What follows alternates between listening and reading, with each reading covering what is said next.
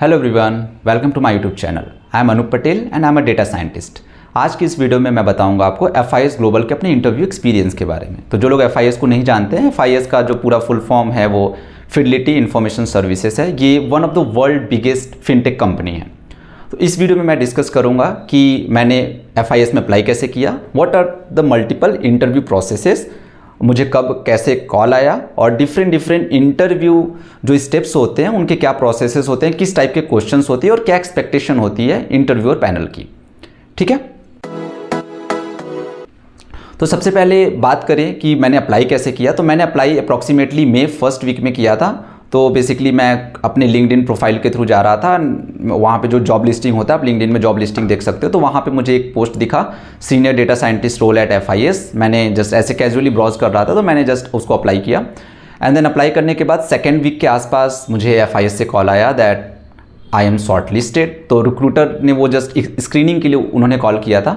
So they wanted to know कि मेरी क्या एक्सपीरियंस है, मेरी जो प्रीवियस कंपनी है मास्टर कार्ड और अनअकैडमी, उसमें मैंने किस टाइप के काम किया और मैंने जो काम किया क्या वो जो ये पोस्ट है उसके साथ अलाइन हो रही है कि नहीं। तो मैंने उन्हें सारी चीज़ें एक्सप्लेन किया। फिर उन्होंने लाइक सैलरी एक्सपेक्टेशन और मेरी क्या करेंट सैलरी है, ये सब चीज़ें उन्होंने पूछा।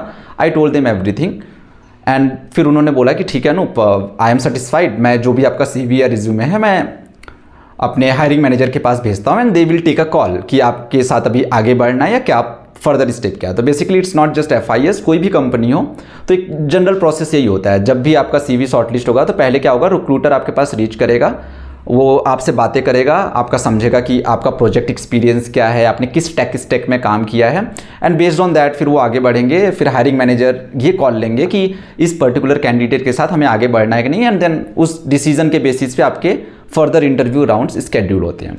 तो ये जो सेकेंड वीक में मुझे कॉल आया था, इसके बाद फिर एक वीक बाद मुझे हायरिंग मैनेजर राउंड में भी मतलब शॉर्टलिस्ट कर लिया गया। उसके बाद मेरा पहला जो राउंड था अप्रॉक्सीमेटली 20-25 मई के आई थिंक आसपास पहला स्केड्यूल हुआ। बाकी डिटेल्स में जानने के लिए कि कौन से राउंड में कैसे क्वेश्चंस पूछे गए, अब हम चलते हैं व्हाइट बोर्ड की तरफ। तो अगर मैं राउंड 1 की बात करूँ तो इसमें 2 पैनल मेंबर थे, एक चीफ डेटा साइंटिस्ट थे और दूसरे हायरिंग मैनेजर। तो chief data scientist plus hiring manager. तो अगर मैं बात करूं कि किस टाइप के क्वेश्चंस पूछे गए, तो इसमें स्टार्ट हुआ बेसिक इंट्रोडक्शन के साथ। मेरा इंट्रोडक्शन, मैंने किस टाइप का काम किया, काम में इन द सेंस जस्ट ऊपर से मैंने कुछ अपने प्रोजेक्ट्स के बारे में बताया कि जैसे लेट से रिवेन्यू प्रिडिक्शंस, एक मेरा प्रोजेक्ट है जो मैंने मास्टर कार्ड में किया था। तो इस टाइप के कुछ प्रोजेक्ट्स थे जो मैंने जस्ट ऊपर से बताया। एंड फिर उसके बाद चीफ डेटा साइंटिस्ट ने अपना इंट्रोडक्शन दिया एंड जो मेरी हायरिंग मैनेजर थी उन्होंने अपना इंट्रोडक्शन दिया एंड देन उसके बाद हमारा राउंड स्टार्ट हुआ। एंड राउंड स्टार्ट होने पे हम डायरेक्ट प्रोजेक्ट छोड़ के डायरेक्ट क्वेश्चंस पे चले गए। तो वो बेसिकली आई थिंक जो मेरा एक्सपीरियंस था उस बेसिस से मुझे ये लग रहा था कि वो मुझे टेस्ट कर रहे थे कि मैं मैथमेटिकली कितना साउंड करता हूँ। तो मैथमेटिकली उनके ज़्यादा क्वेश्चंस जो थे वो मैथमेटिक्स ओरिएंटेड थे। जैसे लेट से K मीन्स क्लस्टरिंग है, तो K मीन्स क्लस्टरिंग का जो फॉर्मूला आता है, लॉस फंक्शन आता है, ये कैसे निकलता है, जो multiple type of evaluation matrix है वो कैसे जनरेट होता है। और लेट से कि जैसे F1 स्कोर का आप फॉर्मूला देखते हो है ना, F1 score is equal to, अगर आप देखो तो 2 into precision into recall upon precision plus recall होता है ना। तो यहाँ पे अपने को तो यही पता है कि यार ये F1 score is equal to 2 into precision into recall होता है, लेकिन क्या लॉजिक है, हम हार्मोनिक मीन ही क्यों लेते हैं, है ना, हम एवरेज क्यों नहीं लेते, why we need to take harmonic mean. And even though let say कि चलो हम हार्मोनिक मीन ले भी लिए, तो इसमें क्या होता है, क्या प्रिसीजन और रिकॉल को इक्वल इंपॉर्टेंस दिया जाता है क्या? ठीक है, इस टाइप के क्वेश्चन। और लेट सपोज करो कि आप एक ऐसा वेटेड प्रिसीजन और रिकॉल को लेके आप एक ऐसा वेटेड नया स्कोर बनाना चाहते हो जिसमें लेट से प्रिसीजन की वैल्यू 3 टाइम्स ऑफ रिकॉल हो, तो क्या स्टिल ये फॉर्मूला सेम रहेगा? आप ये चीज़ देखना, बहुत इंटरेस्टिंग क्वेश्चन है कि अगर प्रिसीजन और रिकॉल में प्रिसीजन की एक अलग वेटेज हो, रिकॉल की एक अलग वेटेज हो, क्या उस केस में F1 स्कोर आप जो करोगे क्या वो सेम होगा, 2 इंटू प्रिसीजन इंटू रिकॉल अपन प्रिसीजन प्लस रिकॉल। ठीक है, इस टाइप के क्वेश्चंस थे। एंड देन उसके बाद न्यूरल नेटवर्क्स में थोड़ा ये बैक प्रोपोगेशन क्या होता है, किसी भी लेट से PCA हो गया तो PCA के बेसिक एजम्पशन क्या हुआ, और अगर वो मॉडल ओवरफिट कर रहा है तो कैसे सॉल्व करते हैं। तो ये कुछ टाइप के क्वेश्चन जो बहुत कॉमन होता है, लेकिन यूनिक चीज़ क्या था इस चीज़ में कि रैदर देन जस्ट अंडरस्टैंडिंग कि यार ऊपर से कि ये एल्गोरिदम इस तरीके से काम करता है, जो इंटरव्यूअर थे वो ज़्यादा फोकस कर रहे थे कि मैं सोच किस तरीके से रहा हूँ, यानी मुझे पीछे की उसके मैथमेटिक्स की नॉलेज है कि नहीं। तो ये पहला राउंड इस तरीके से हुआ। तो मतलब मेरा तो फीडबैक एवरेज था, मतलब क्योंकि कई सारे ऐसे ओपन एंडेड क्वेश्चंस थे जो मतलब मुझे उसका आंसर नहीं पता था, बट जो चीफ डेटा साइंटिस्ट थे ही वांटेड मी कि मैं अप्रोच करूं कि कैसे मैं उस प्रॉब्लम को सॉल्व करने की कोशिश कर रहा हूँ। बीच बीच में वो मुझे हिंट दे रहे थे, but they wanted to know कि मैं हार मान जा रहा हूँ या थोड़ा थोड़ा डॉट्स कनेक्ट करके मैं एंड रिजल्ट तक पहुँच रहा हूँ। तो मोस्ट ऑफ द टाइम मैं एंड रिजल्ट तक पहुँच गया, but since most of the questions पहली बार मेरे सामने आए थे तो मैं उतना श्योर नहीं था कि मैं आगे के राउंड में जा भी पाऊंगा या नहीं जा पाऊंगा। तो आफ्टर अप्रॉक्सीमेटली राउंड 1 के 1 वीक बाद मेरे को राउंड 2 के लिए कॉल आया, और राउंड 2 में कई सारे 2-3 डेटा साइंटिस्ट थे और फिर हायरिंग मैनेजर एंड देन कुछ और लोग थे। अप्रॉक्सीमेटली 4-5 लोगों का एक पैनल का एक ग्रुप था जिसमें कि डिफरेंट टीम के लोग थे। It's not just one team जिसमें मैं हायर हो रहा था, कई सारे टीम्स थे, लाइक कैपिटल मार्केट की टीम हो गई या ऑपरेशंस की कोई टीम हो गई, वो उनके अंदर भी डेटा साइंटिस्ट होते हैं। तो डिफरेंट टीम्स के डेटा साइंटिस्ट मेरा इंटरव्यू ले रहे थे। तो उसमें स्टार्ट हुआ जिसमें कि लोग बेसिक क्वेश्चन पूछे। तो सेकेंड राउंड जो था बेसिक क्वेश्चन कि मेरे को, क्योंकि डेप्थ में मेरी जो भी एग्जामिनेशन था वो फर्स्ट राउंड में हो चुका था, तो सेकंड राउंड में वो देख रहे थे कि डेप्थ में मैं कितने कॉन्सेप्ट जानता हूँ। तो अगेन उसमें वही सेम टाइप की चीज़ें कि different type of ensemble technique, हम क्यों एनसेम्बल टेक्निक यूज़ करते हैं, एंड लेट्स से हम रैंडम फॉरेस्ट और लेट्स से एडा बूस्ट यूज़ करते हैं, तो किस में वेरिएंस बढ़ता है, किस में घटता है, बायस वेरिएंस, ट्रेड ऑफ क्या होता है। तो बेसिक काइंड ऑफ चीज़, ज़्यादा इसमें डीप लर्निंग में नहीं गए।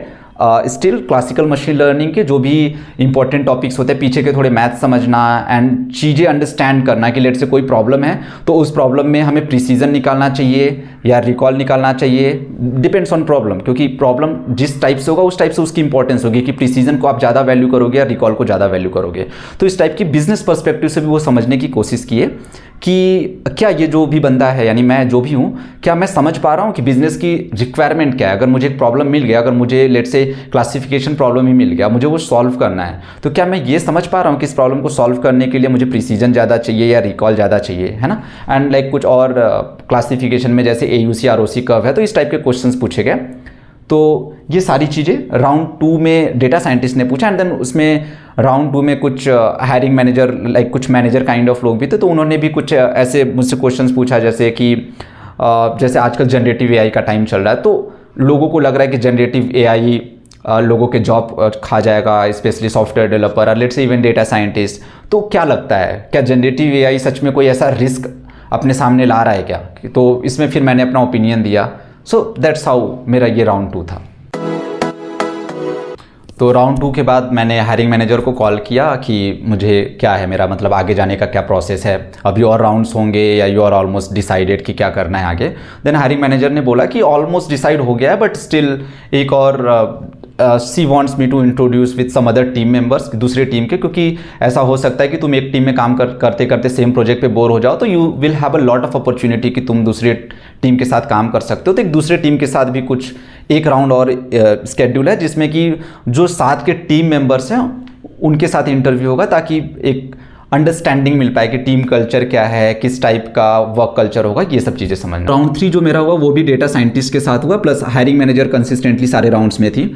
तो इसमें भी वही बेसिक क्वेश्चन, यानी जो सेकेंड राउंड में पूछा गया, most of the time repetitive type के ही क्वेश्चन थे।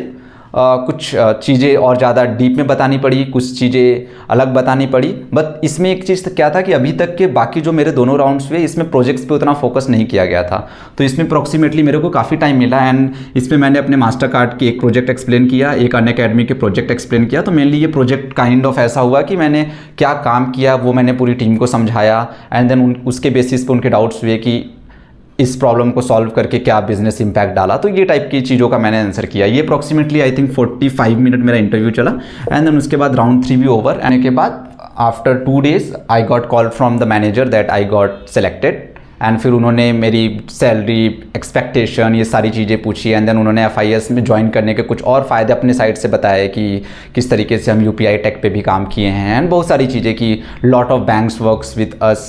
तो ये सारे FIS के बारे में इन्फो उन्होंने दिया, एंड देन फाइनली कुछ दिन बाद मुझे ऑफर लेटर आया। एंड ऑफर लेटर में जो ये रोल था सीनियर डेटा साइंटिस्ट की जगह पे जो मुझे रोल ऑफर हुआ था, that is lead engineer data science, that is basically lead data scientist kind of role. तो दैट्स प्रीटी सम्स अप कि मेरा क्या इंटरव्यू एक्सपीरियंस था FIS में। आई होप कि इस वीडियो से आपको काफ़ी कुछ सीखने को मिला होगा कि एक जनरल किसी भी कंपनी का एक जनरल इंटरव्यू प्रोसेस क्या होता है, क्या क्या क्वेश्चंस पूछे जा सकते हैं, एंड क्या टाइम बेसिकली क्या टाइम फ्रेम होता है। ये टाइम फ्रेम जो होता है कंपनी टू कंपनी वेरी कर सकती है। ऐसा भी हो सकता है कि किसी कंपनी में आपका 1 या 2 दिन के अंदर सारे इंटरव्यू प्रोसेस कंप्लीट हो जाए, और किसी में महीने भर का भी टाइम लग सकता है। So thank you so much for watching this video. ये FIS ग्लोबल का था। अभी अगर आप लाइनअप में बात करो तो मैं जल्दी कुछ और कंपनीज का जिसमें कि मैं सेलेक्ट हुआ था लिस्ट बनाऊंगा, जैसे सिस्को हो गया, फिडेलिटी इन्वेस्टमेंट हो गया। लिस्ट काफ़ी लंबी है। आई विल धीरे धीरे I will try to include all those company in which I got selected. ठीक है, so thank you for watching this video.